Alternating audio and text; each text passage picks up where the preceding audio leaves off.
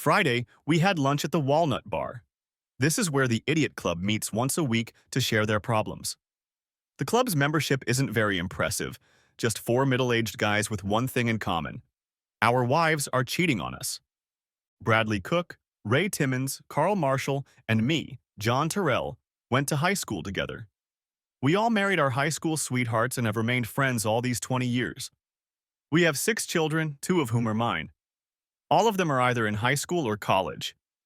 The 4 of us had no problem getting jobs because we had something to feed the kids and pay the bills. The wives, on the other hand, were in a different situation. As the kids got older, the women had a lot of free time. They spent it together, shopping and going on various day trips. For the guys, however, it was all about lunch on Fridays, and on weekends they sometimes had barbecues or parties at one of the houses. Carl was the first to notice that something was wrong. At first he thought it was about his wife, Betsy. But then one day he brought it up in conversation and it opened the floodgates. None of us had anything definitive to indicate that our wives were unfaithful, but we all noticed little things that indicated something was going on. Bradley printed out a list of things husbands should pay attention to if they suspected their spouses were cheating. After studying the lists, everyone became paranoid. Weekly dinner conversations turned into a recounting of our wives' actions over the past week. Soon it began to feel like we were fabricating everything to fulfill some catastrophic prophecy we were projecting onto ourselves. None of us had the courage to confront our spouses. We had been married too long to risk pushing them away if it turned out we were wrong. Besides, we were afraid of how an unfair accusation would affect the children. Most of all, we were afraid that the suspicions would turn out to be true. Ray had a friend who worked for a private detective agency. We paid $4,000 up front for a week's work. We all contributed our share and gave the guy pictures, phone numbers, license plates, and types of cars. He was going to start work the following Monday and give us a report at the next Friday meeting. It was going to be a long week. All of the girls were in their 40s, but not all of them yet. They all looked good for their age. Carl's wife, Betsy, was tall and wore her hair straight to her shoulders. There were no curls at all in her blonde hair. She had full bangs that went down to her eyebrows and made her eyes deep and mysterious. It made up for the flaws in her figure. Ray and his wife Jenny had one son who was in college. He had been in a car accident while they were still in high school. Jenny was short in stature, a little over 5 feet tall. She was also a bit of a hippie, but dressed well to hide it. She dyed her hair a blonde color and wore it up to appear taller. But it didn't help. Jenny had the best personality of all. She could always make you laugh. Bradley ended up marrying a feisty Italian woman named Carla. Carla had a body any man would die for. Her hair was dark, almost black, but not quite. It went well with her olive complexion. She never stopped talking. They had a daughter who looked a lot like her mother. My wife, Marcy, seemed to be the leader of the pack. Marcy was not as tall as Betsy, but almost the same. She had natural blonde hair that she wore down to her shoulders. I always thought she was beautiful, but she had a few acne scars from her teenage years that she had to hide with makeup. She was self-conscious about them, and I tried to never mention it. I wasn't the most beautiful guy in the world, but I felt happy just being around her. By Thursday evening, I was a mess. Marcy was in a good mood, and we had a great dinner that night. My sons, Josh and Jordan, had already left home at 6 o'clock to an unknown destination. They did well in school and never got into trouble, so I didn't want to know what they were doing. Marcy and I spent the evening alone in front of the television. It was our usual pastime. I was beginning to think that was probably the problem. I wasn't giving her enough entertainment and thrills. Of course, at that moment, I didn't even realize that I actually had a problem. Tomorrow, I was going to find out the news, good or bad. I wanted to talk to her about it, but I didn't know how to start the conversation. I sat like that, deep in thought, for most of the evening. Shortly after Marcy went to bed, the boys came home. We chatted for a few minutes about nothing in particular, and then they went to bed too. I, on the other hand, grabbed a beer and stayed up watching old comedy shows until I fell asleep on the couch. When I woke up in the morning, the TV was still on. The boys were just getting ready for school. "John, what's wrong? You seem out of sorts for the last week or so. Did something happen at work?" Marcy seemed to loom over him. "No, there's nothing wrong at work, dear. I just have a lot of other things on my mind. Is there anything I can do to help? Is there anything I can do? I rose slowly from the soft couch and walked up the stairs. I'm afraid it's too late now. What has been done can no longer be undone. I left her with this deeply philosophical maxim and headed for the shower myself. 30 minutes later, I was on my way out the door. Marcy had made coffee and a light breakfast, but I walked past her without saying anything. She looked worried, and she should be. The rest of the morning seemed to drag on. It seemed to me that lunchtime would never come. Carl, Bradley, and Ray were already sitting at the table when I arrived. I thought I would get there early, but they all beat me to it. We decided not to order food, but we each had our own draft. Frank Perella was the secret agent assigned to our case. It was a feeble attempt on our part to inject some levity into what would otherwise be a grim endeavor. Now, gentlemen, I have here reports for 4 different days, and each one deals with a different wife. Does anyone want to speak first, or should I do it one day at a time? After we all agreed that the stories should be done one day at a time, Frank started with Monday. To start, each of your wives meets with someone. The first 4 days we just collected information on when and where. We don't have any serious photo or audio evidence because that would cost you a lot more money and take longer. He paused for a moment, apparently for empty effect. It's interesting that only one wife can have an affair in one day. The other 3 were her cover. They'd go out for the day all together and come back all together. If they went shopping, the 3 who weren't dating anyone would buy something for the one they were dating. I can only assume that if there was a problem, they would have each other's backs. Any questions? There were no questions, so he continued. Monday, they left all together in Marcy's car. It was the easiest tale of the week. At 10 o'clock, they dropped Carla Cook off at 321 David Drive and then went to the Berkshire Mall. I walked back to the house on David Drive and waited to see what would happen next. The house is rented by a guy named Steve Springer. He works as a body assembler at Henderson Ford in Terrytown. We later learned that 10 minutes before Carla was dropped off, a cell phone was called to the house. The same phone was used during all other appointments. It's an unregistered cell phone, but we have the number. We don't know which of the women owns that phone. Bradley didn't look his best. He had a temper and seemed to be having a hard time controlling it right now. Ray said something quietly to him and he calmed down a little. About 3 hours later, there was a call from my home phone to my cell phone. 10 minutes after that, Marcy and the girls drove by and picked up Carla. She took each of them to their respective homes. That's it for Monday. Any questions? Bradley was already on edge. Can I get a beer? We ended up ordering 5 beers. Frank drank half of his beer and continued. Tuesday was Carla's turn to drive. They all drove to Renninger's Antique Market, about 10 miles out of town. After parking the car, they kept together as they drove into the market grounds.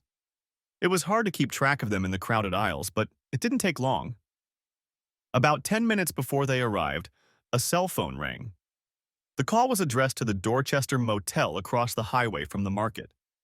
Betsy Marshall separated from the group and walked out the front door.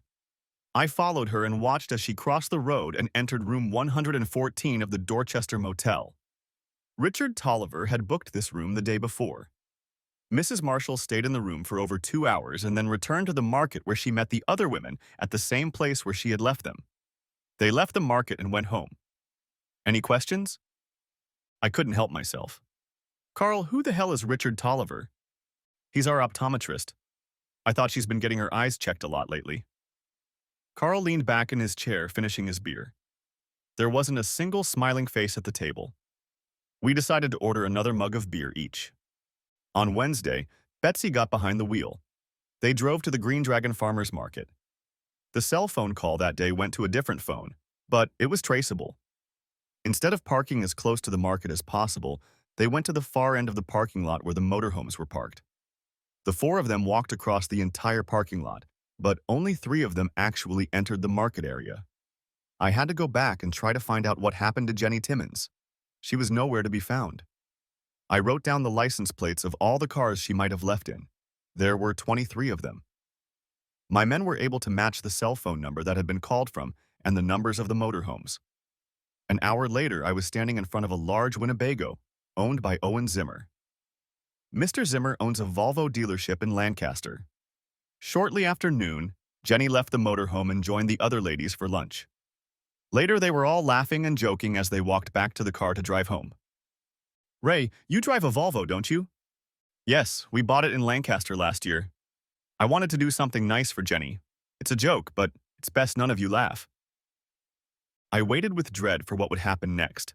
I was the only one left. I definitely didn't want more beer. Okay, Frank, I can't stand the suspension. What the hell happened on Thursday? On Thursday, Jenny drove the Volvo to the King of Prussia Mall.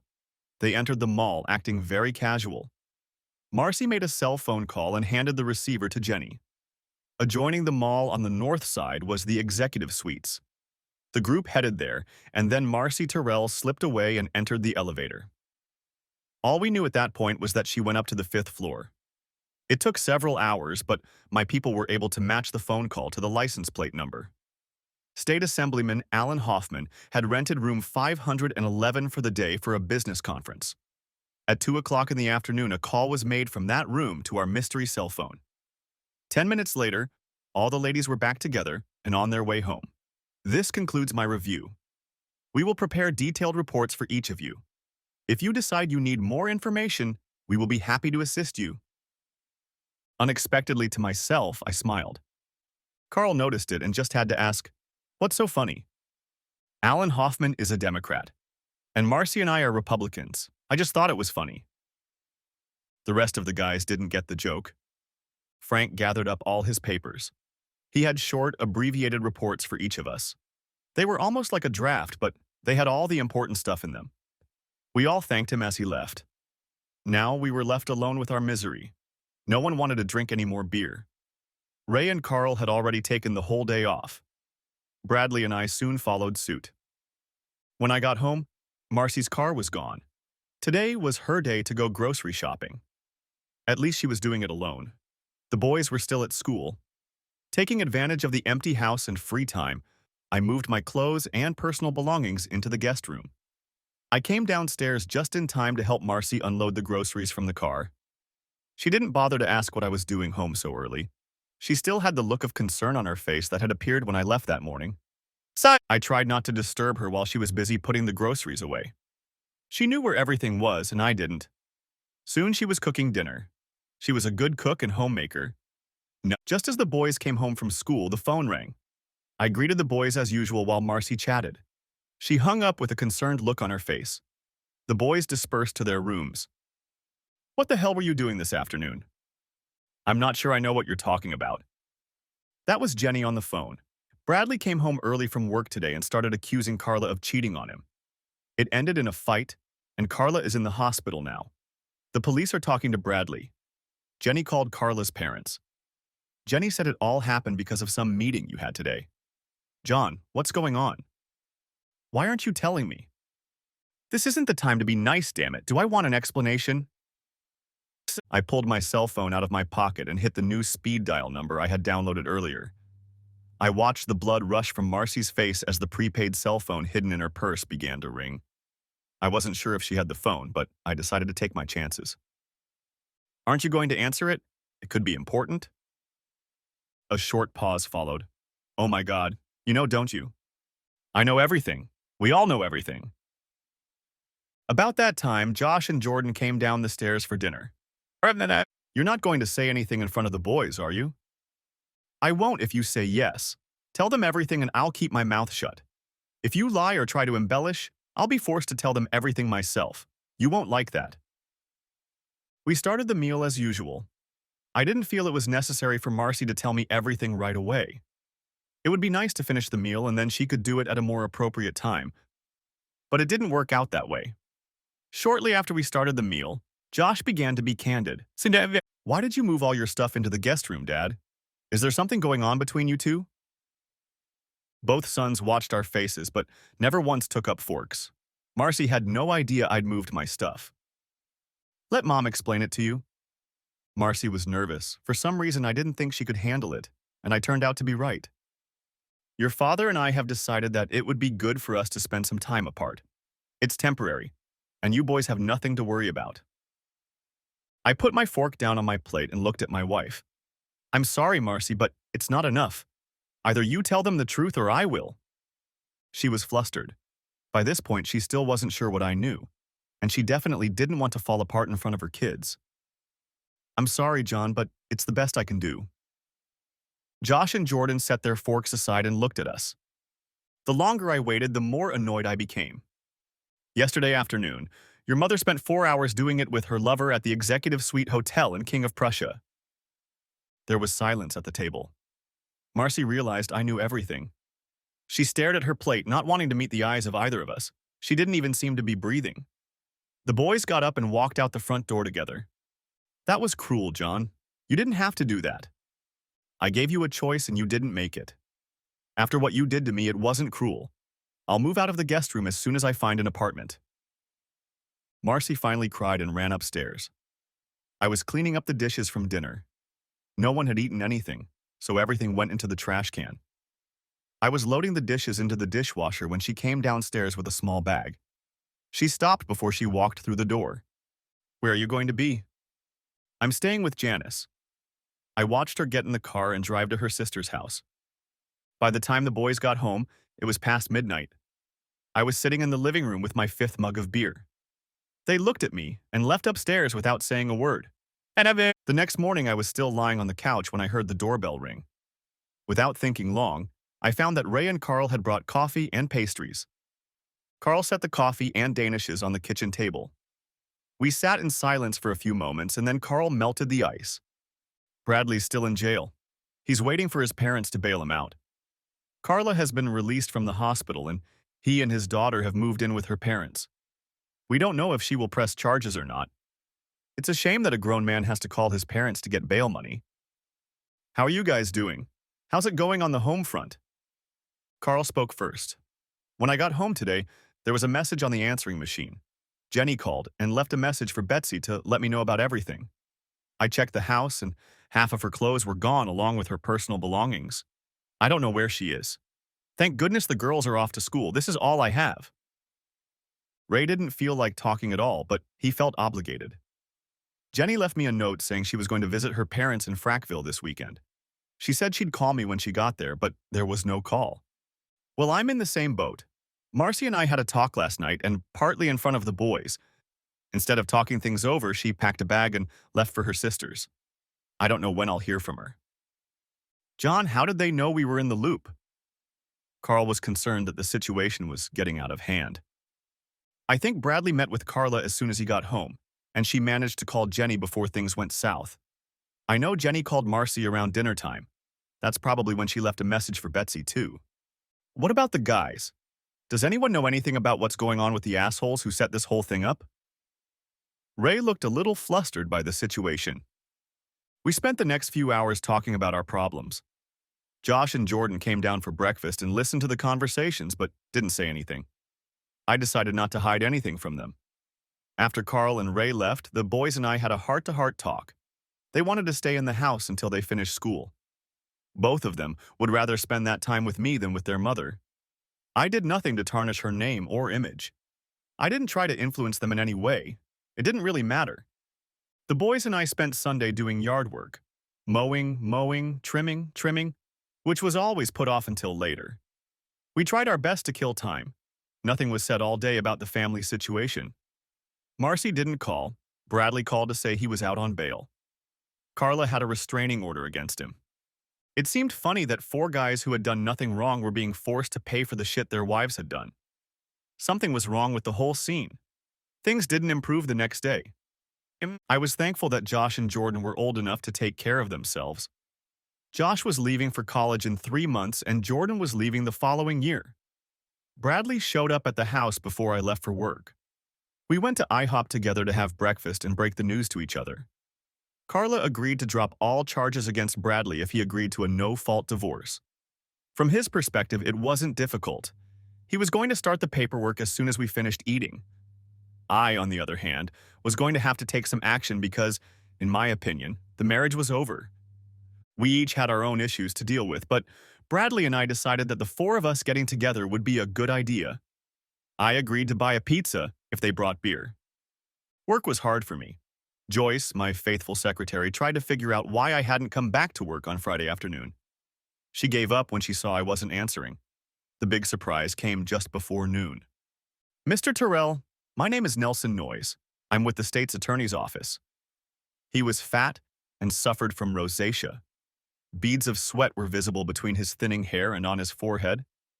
I decided not to shake his hand. What can I do for you? This is a cease and desist order on behalf of the state. You are hereby ordered to cease all investigations into the personal life of State Assemblyman Alan Hoffman. Any further intrusion will result in criminal prosecution by the state. He handed me a manila folder that apparently held some legal documents.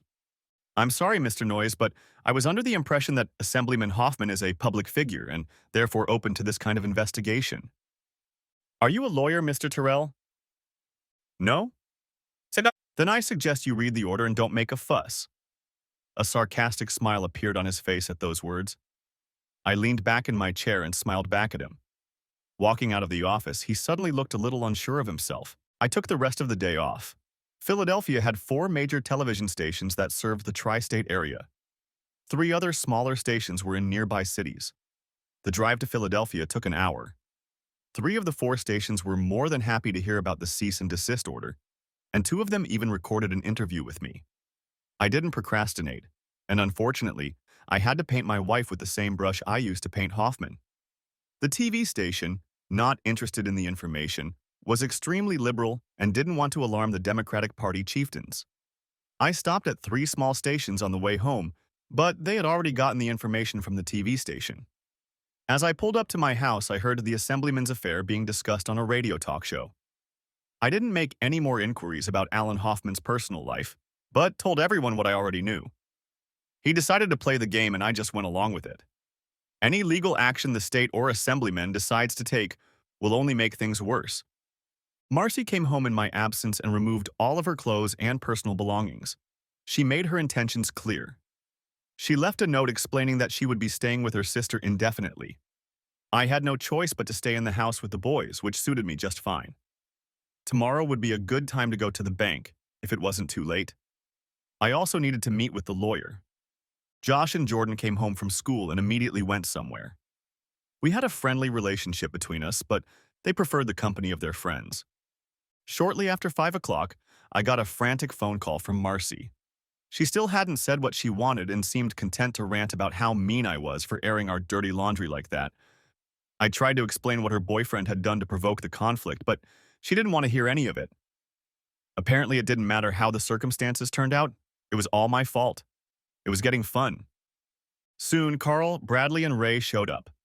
I ordered pizza, and we settled in for a long evening. Richard Tolliver disappeared, taking with him last month's deposits from Superlens Optical. They totaled over $60,000. Since he was the manager and not the owner, the money did not belong to him. Carl was certain that Betsy was with him. Carl canceled all of his credit cards, but not before she used one of them at a motel in Indiana. He reported the card's use to the authorities. Driving past the house at 321 David Drive, Bradley found it empty and stopped by the body shop where Steve Springer worked. Bradley was sure Springer would get his last paycheck and leave a forwarding address. He said he was Steve's landlord and wanted to send him a rent check. They gladly gave him the address.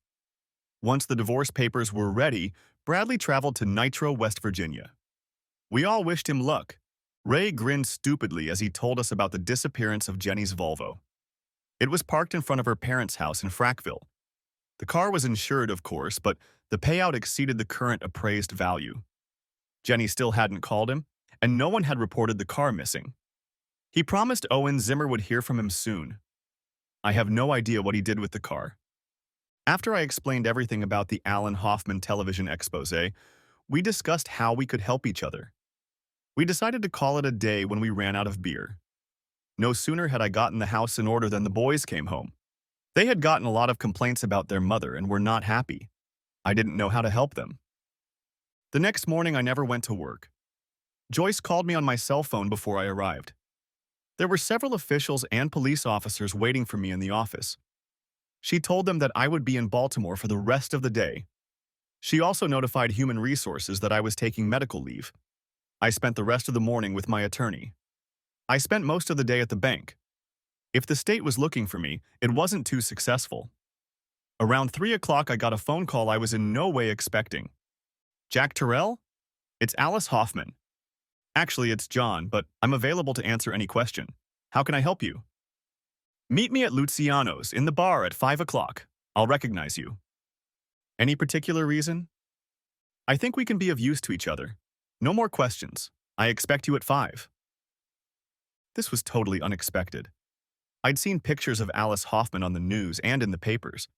She was a force behind her wimpy husband. She came from money and knew how to use it. I had a strange feeling that this time Alan was overreacting. Alice Hoffman always had perfect hair and makeup. She always wore the best clothes. The term high maintenance was coined just for her. Marcy probably wanted to take her place, but Alan Hoffman didn't have the money and Alice did.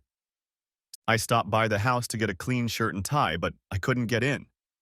There were 2 official cars parked in front of the house. She would have to meet me sweaty and dirty. I had no trouble finding Alice Hoffman at the restaurant. A large, dense man in a dark suit met me at the door and escorted me to a secluded corner booth. Do you mind if I call you Jack? Not at all. My father always calls me Jack, but he's the only one. The light was dim, but I could make out that her hair was blonde with silver flecks in it. They hadn't been dyed. She was in her early 40s, but she was well on her feet. Her outfit was simple, a white blouse and a beige skirt. On a silver chain hung a crystal heart that seemed to tie the whole picture together. I wanted to thank you for the wonderful job you did in embarrassing my husband. I couldn't have done it better myself, even though I wanted to. However, I am sorry you had to pay such a price. It must be terrible for a loving husband to learn something like that.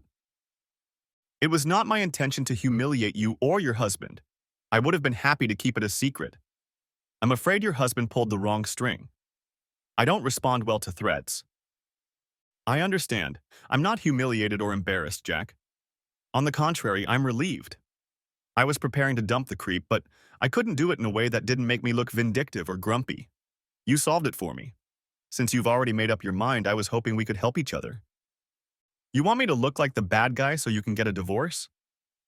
Exactly. Can you handle that? How will you help me with this operation?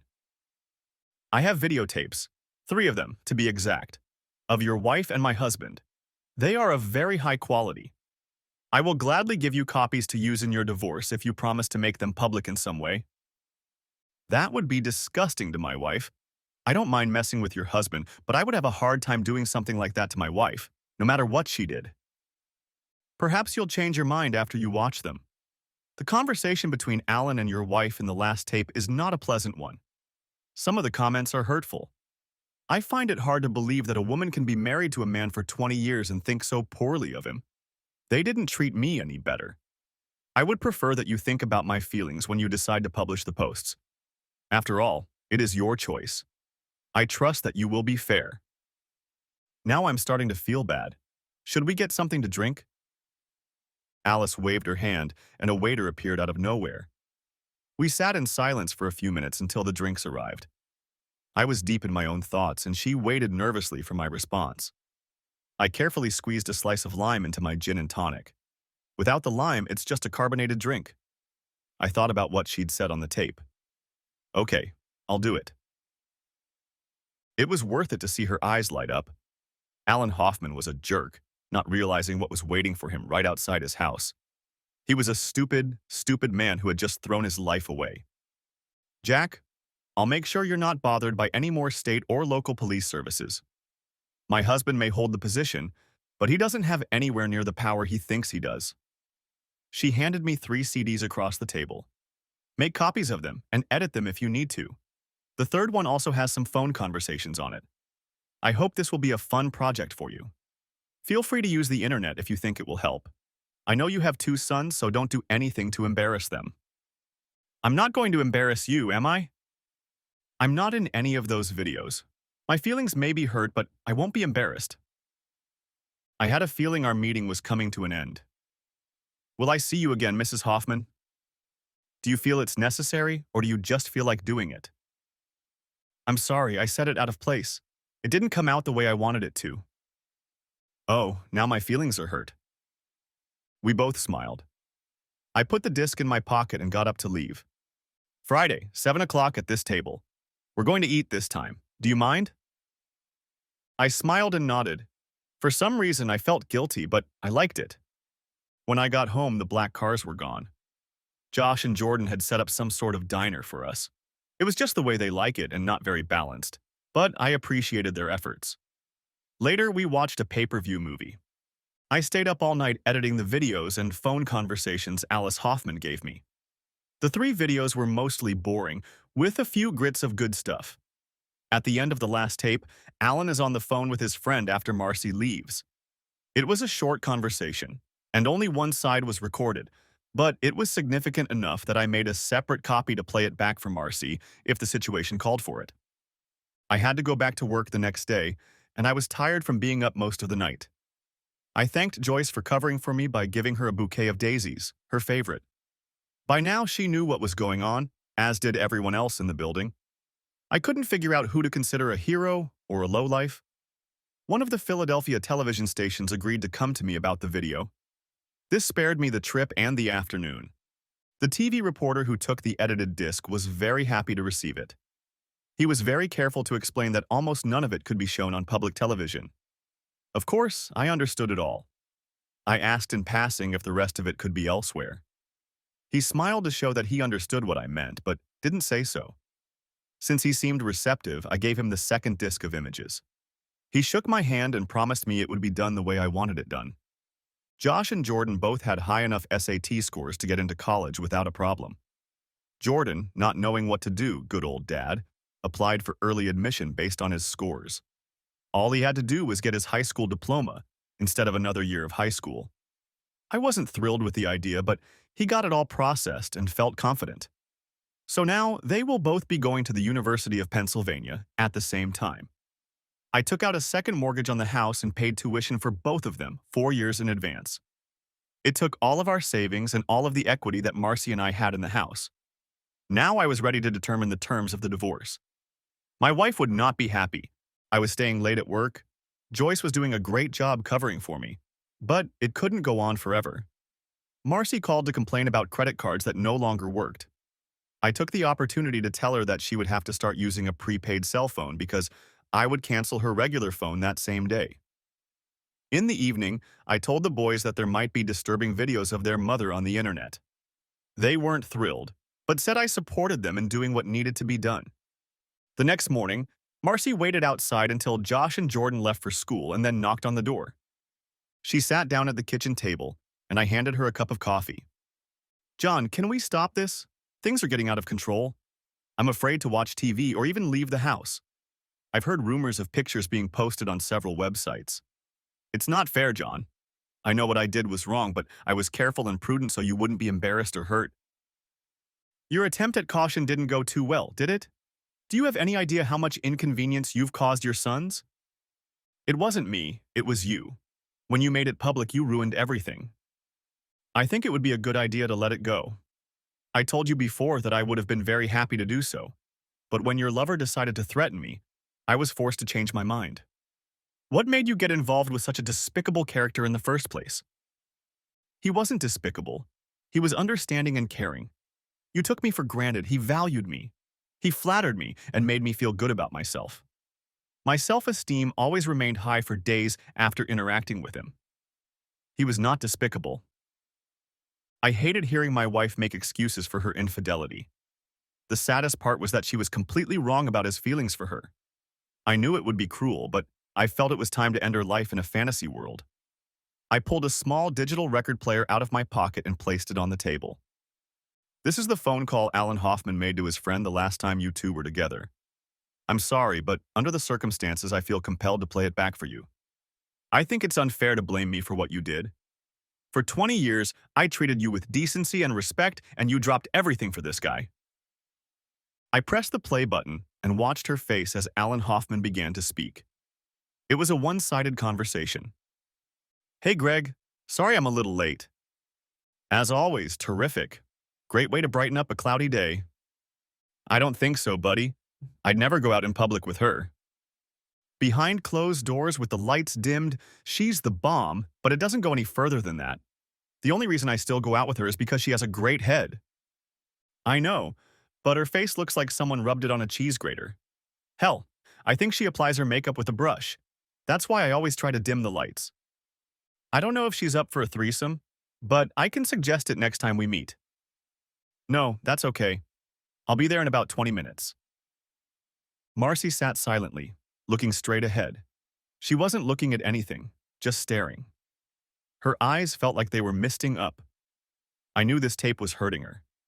All the years we'd been married, I'd tried not to bring up the subject of her teenage acne, scars, and marks. I could never hurt her like that. She focused her gaze on me. I didn't need to hear that. What the hell did you think you were going to accomplish by playing that tape? At least I thought I could come out of this whole fiasco with fond memories, and now you've even ruined that. It was amazing. Alan Hoffman, my wife's lover, reveals his true feelings for her and she takes offense to me. In 20 years, I've never once made a remark to you or anyone else about your complexion, and yet you still choose to side with this weasel. I put the recorder in my pocket and got up to leave. When I got to work, I called my attorney and asked him to hand over the divorce papers as soon as he had a chance. We decided to use infidelity as the reason rather than something milder. Carl called and arranged to meet for lunch. Joyce seemed to be a little tipsy because she found 2 websites with videos of my wife and Assemblyman Hoffman. I was sure they wouldn't last long because they didn't meet privacy requirements, but by the time they were removed, the damage would be done. According to a local TV station, Alan Hoffman was on an unscheduled vacation in the Bahamas. There was no press statement. Lunch with Carl was interesting. Betsy and Tolliver were picked up in Kentucky near Fort Campbell. Some local cop was doing a random check of out-of-state license plates and ran them just for practice. As luck would have it, Tolliver's license plate was the winning number. Carl had no idea what was going to happen next, but seemed to be enjoying the situation at the moment. They had called him to verify her identity, but there was no indication that any other action was required of him. Bradley borrowed a car somewhere and headed to Nitro, West Virginia. We didn't know what he was going to do, nor did we want to know. Good luck to him. Neither Carl nor I saw or heard from Ray for several days. The rest of the day passed quietly and without incident.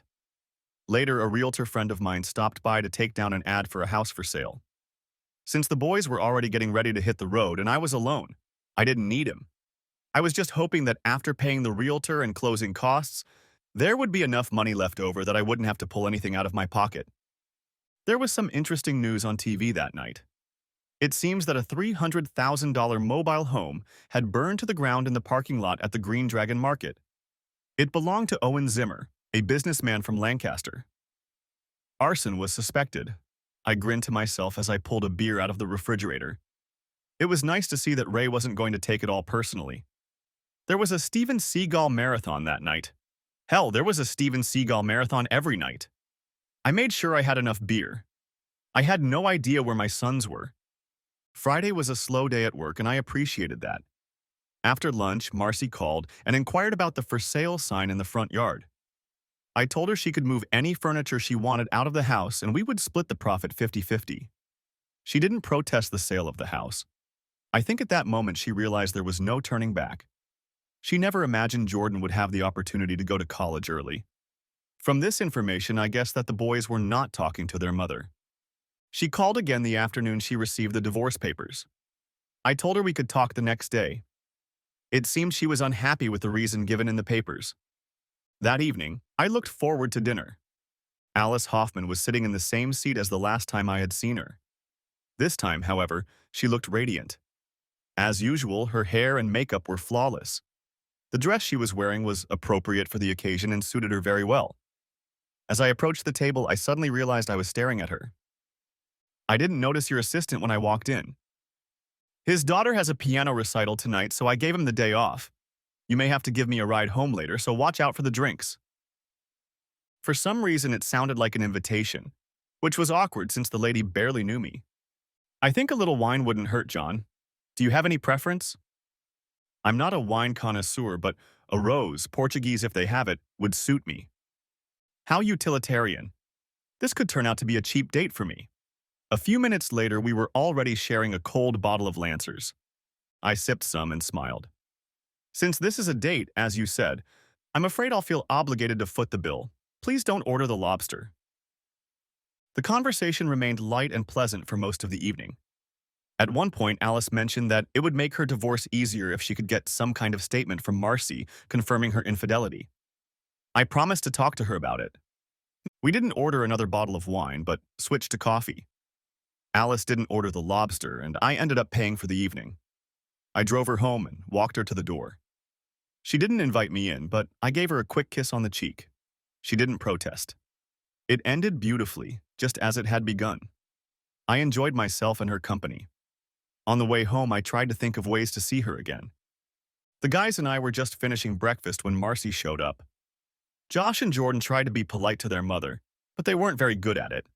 They both went outside, and within minutes, the lawnmower was already breaking the morning silence. "What can I do for you, Marcy?" I saw no point in exchanging pleasantries, so I got straight to the point. "Those are the terms of the divorce. I was wondering if I could convince you to change them to something less explicit." "You don't like the term infidelity?" "So, I know it's perfectly justified and you have every right to use it, but I'd feel better if you toned it down a bit." It didn't make sense because that's what the media was saying. "I'm offering you a deal. If you give a statement to Alice Hoffman's attorney confirming an affair with her husband, I'll change it to whatever you want." "How did you get involved in the Alice Hoffman divorce case? Why is it so important to you?" My relationship with Alice was very casual and strictly professional, but I still felt a little guilty trying to explain it to Marcy.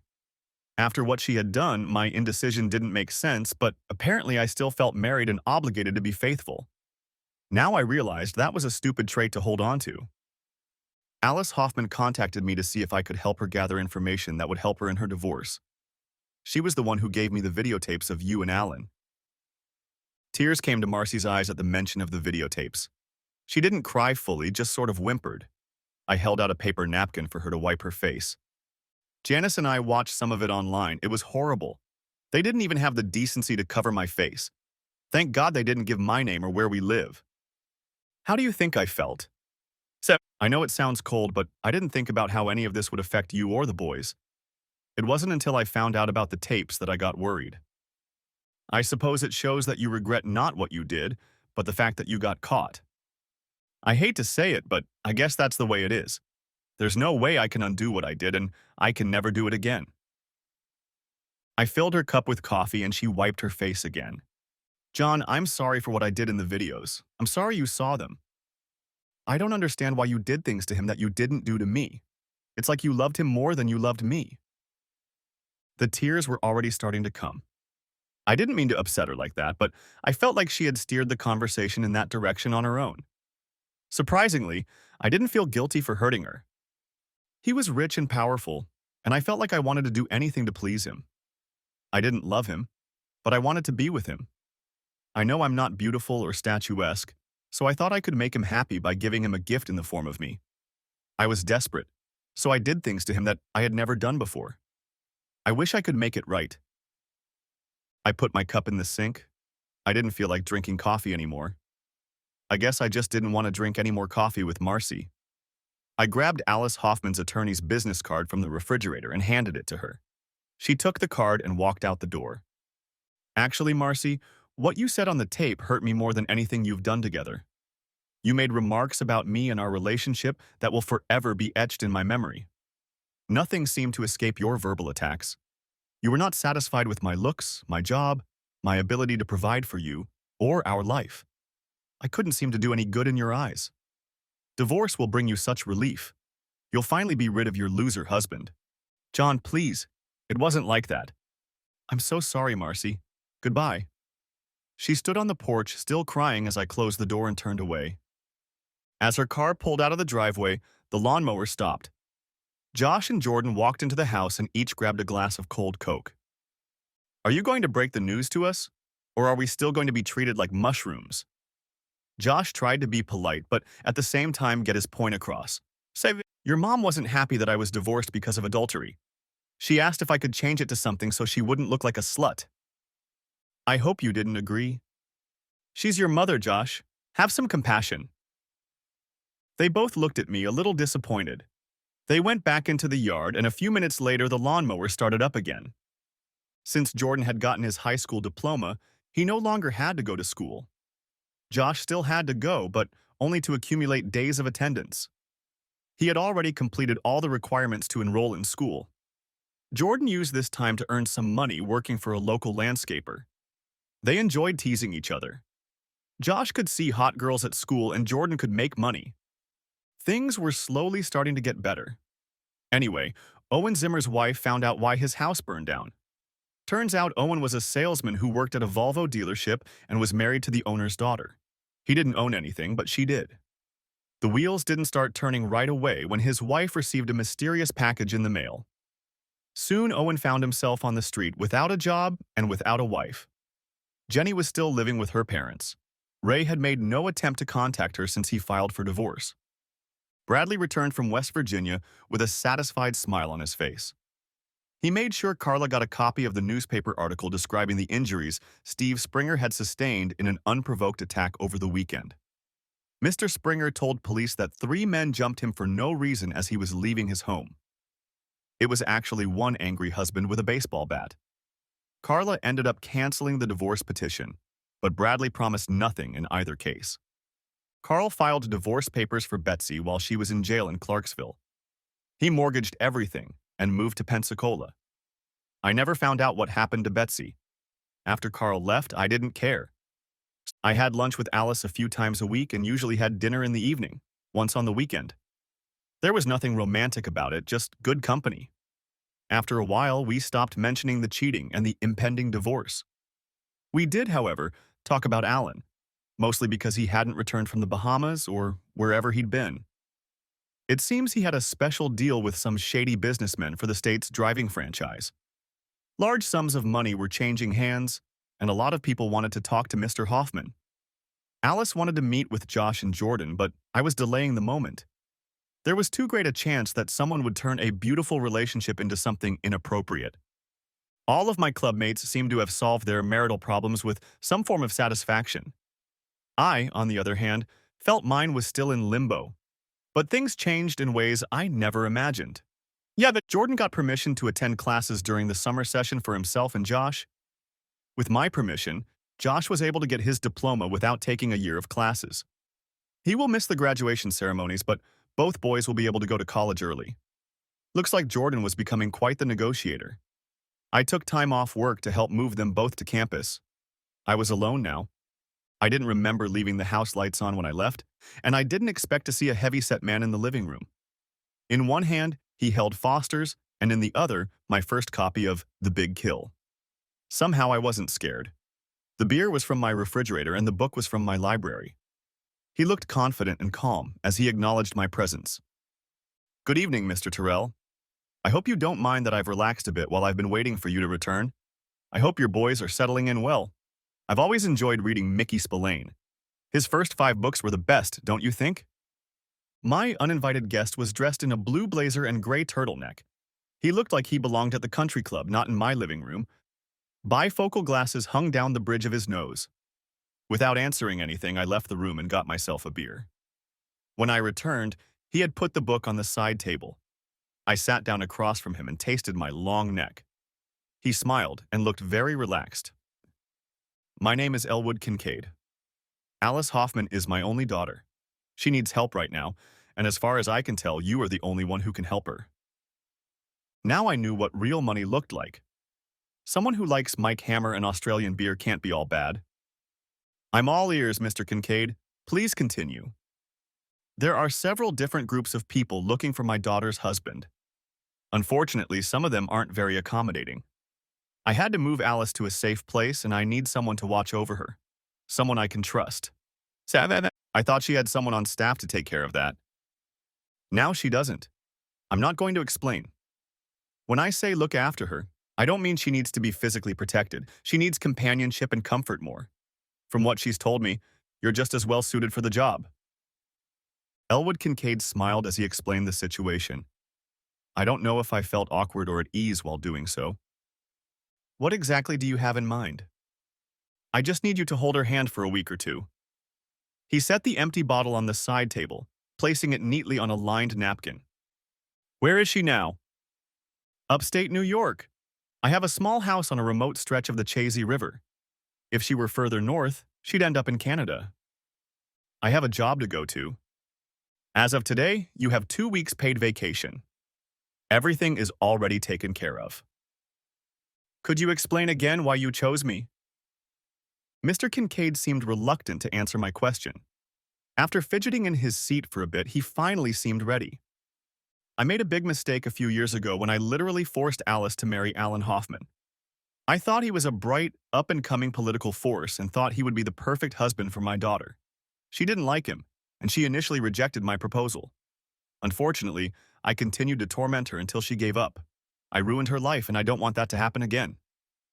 What makes you think I'm any better? She chose you. I'm in no position to argue with her. And I picked up 2 empty bottles of beer and headed for the kitchen. I don't need anything else, John. I've already had 2. 3 bottles and I'm wetting the bed. I returned with a new bottle of beer in my hand. How do I find this place? He reached into his pocket and handed me a small handheld GPS unit. The coordinates are already programmed into it. You won't need it until you're north of Plattsburgh. I have a map too, just in case. I sat staring at the GPS while Elwood Kincaid got up to leave. You can take the book with you if you want. Thanks, but I've already read it 3 times. How soon can you leave? I'll be gone before dawn. I finished my beer as he walked out the door. I still hadn't seen where he'd parked his car. I needed a shower and a good night's sleep. I was almost to Binghamton when my cell phone rang. John, it's Janice. Where are you? I'm having a hard time getting through. I'm on a little trip. What can I do for you? Marcy is missing. I haven't seen or heard from her since yesterday morning. I was hoping you might know something. I'm sorry, Janice. I was at the state college all day yesterday with the guys. I have no idea where she might be. She hasn't called in a while. John, I don't know what to do. Can you come over to our house? I don't think so. I'm in New York State right now and heading for Lake Champlain. I'll probably be here at least a week, maybe longer. Have you notified the police? Yes, they'll be here soon. I was just hoping you'd be here to talk to them. I don't have any thoughts that would help. You've been closer to Marcy the last few weeks, so you probably know better than I do where she is and what she's doing. Don't get me wrong. I care about what happened to her, but I'm in no position to help much. I'll call you after the police leave. Maybe I'll give them your cell phone number. Is that okay with you? No problem. Thanks for the call. I wish I could be more helpful. I spent the next few hours reminiscing about my and Marcy's life together. For some reason, I dwelled on the moments when I doubted her fidelity. It was never anything substantial. I recalled moments when I experienced bouts of jealousy, when she talked at length with men she knew at parties or other events. I wondered about some of the little trips she had taken with her girlfriends over the years. Given recent events, I now felt that she may have had other affairs that I was too innocent to know about at the time. I chided myself for being too naive and gullible. Perhaps if I had been more careful and affectionate, none of this would have happened. A cup of hot coffee from Mickey D's brought me back to my senses. I didn't cheat. She did. Leave it here. North of Saratoga Springs, the phone rang a few times, but the reception was too bad to hold a conversation. I decided not to bother and just drove on. The cabin Elwood Kincaid directed me to was not near Chazy, but further west. The GPS was a big help. Without it, I would not have found the place. The west branch of the Chazy River was solid rock and white water. Driving along it was very beautiful against the backdrop of the setting sun. In my imagination, I could see a native rainbow under every rock. I hoped to find fishing gear at my destination. Naturally, I missed the turn. The GPS immediately informed me of my mistake. It was at least a quarter-mile down the paved gravel road before I saw the place. It was a stone cabin with a wide, full-width porch. Given the abundance of rock in the area, it was understandable why they chose stone over logs. The cabin stood on a small mound about 100 feet from the river. When I opened the car door, the first thing I noticed was the sound of running water. The second was Alice standing in the doorway of the cabin, illuminated by the light from the room behind her. I imagined she was waiting for the sound of a car on the gravel or the light of headlights. It was flattering to me that she was eager to see me. I was glad to see her. And she waited on the porch like a little girl while I dropped off my bags. I had to drop them when she threw herself around my neck and hugged me passionately. It would have been the perfect time for a real kiss, but we both pulled away. slightly embarrassed before it happened. She had hot chili on the stove and cold beer in the fridge. It was the perfect ending to a long day. Alice and I chatted for a few hours. I was still trying not to be too explicit. I liked Alice, but we were both married, and I was a little inexperienced in romantic relationships. The guest room was cozy, but the master bedroom would be nicer. Tomorrow, I would have to force myself to be a little braver. I woke up to the smell of sausage and cookies. Alice waited until my mustachioed face showed to her before she started on the scrambled eggs. She was cheerful and alert. Turns out she buys most of her clothes at LL Bean. It fit her much better than the fancy clothes she wore in town. She was proud of the quince jelly because she made it herself. She had to admit that it was delicious. When the first pot of coffee ran out, I used that as an excuse to go take a shower and shave. I felt comfortable enough to talk to her all morning. I spent the rest of the morning walking around the grounds. There were several hundred acres here, quite secluded. The river served as the boundary on one side and the main road on the other. I had never seen so many rocks in my life. It seemed like a million years ago a glacier had rested here. After lunch, Alice introduced me to a small room full of fishing equipment. Her eyes lit up when she saw my excitement. 2 weeks would not be enough. I tried unsuccessfully several times to reach Janice on her cell phone. The cabin had electricity but no phone. Alice said that's what her father wanted. Who could argue with that logic? While Alice took care of minor household chores, I took inventory and explored the equipment room. I didn't have a New York fishing license, but Elwood had been kind enough to leave my fishing vest along with my license. I didn't believe the Fish and Game Warden would be interested in checking out this stretch of private body of water, but it couldn't hurt to wear it. For my evening project, I chose an old bamboo rod with weathered eyes. The rod was at least 50 years old. Most of the glass eyes were cracked or missing. It was perfect for what I wanted. An old Mitchell spinning reel I discovered was in need of a good cleaning and lubrication. In the corner lay a broken spinning rod with matching eyelets. I was looking forward to tomorrow. The spaghetti dinner that Alice made that night was delicious. The only thing missing was fresh Italian bread. I made up for the lack of bread with a second mug of beer. Even though it was summer, we decided to build a fire. It was cool enough that we didn't feel uncomfortable, and I have to admit, it was romantic. It only took a few hours to attach the spinning rod to my bamboo fly rod. Since I was ready for the next day, I spent the rest of the evening with Alice in front of the fireplace. She had an antique popcorn popper that we had fun trying to use. I think we burned more than half of it, but we had a lot of fun. The bonfire was nearing the end when Alice looked at me. "You're not going to make me sleep alone again, are you?" Needless to say, I missed the morning fishing trip.